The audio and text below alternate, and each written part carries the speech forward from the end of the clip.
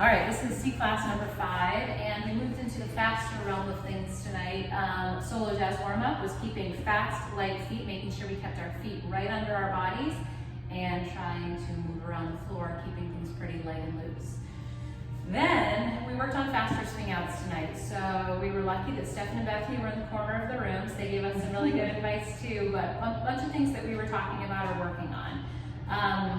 One thing is, as it got faster, we were trying to shorten our line a little bit, not extend so far. So before, maybe we can just have our frame to the side so you can kind of see.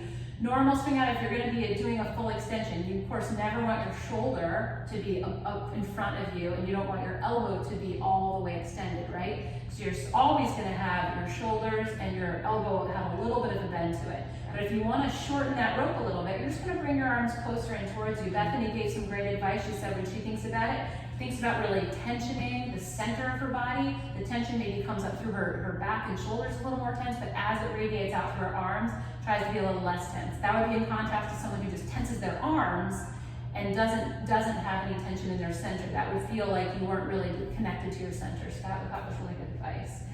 I could just keep going. Do you want to? My big thing was, and I said this to a few people in class today, like as soon as they relaxed a lot more and just kind of like don't let the speed get you. Like don't let it get your brain. Just imagine that it's not that fast. Try to relax through the whole thing, and it looks way less frantic, much less like you're just running around. Mm-hmm.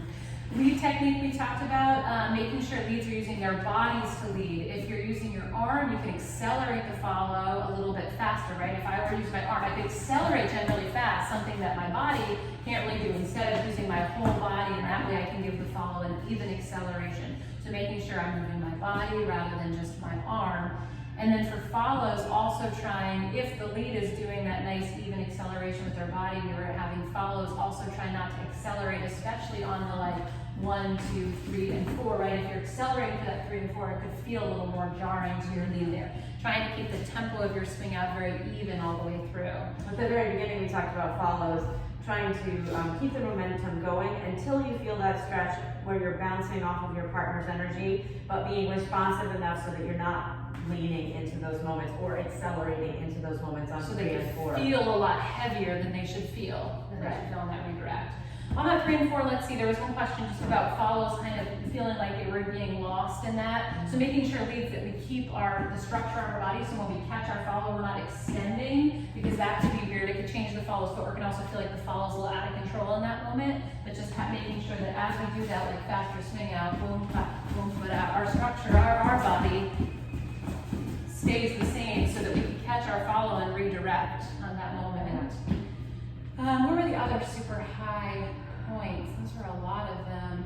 Keeping your steps even the whole time, not taking a big step. Like sometimes it's tempting for follows on that count 1 to take a big step, and it's a long way to go, but just making sure your feet are right underneath your body. And then the other thing is when we got to the Charleston part, so we did 3 step, maybe we just show. So we did 3 swing out circles, so 5, 6, 7, and a boom, 5, 3, 5, 3, 3, 3, boom.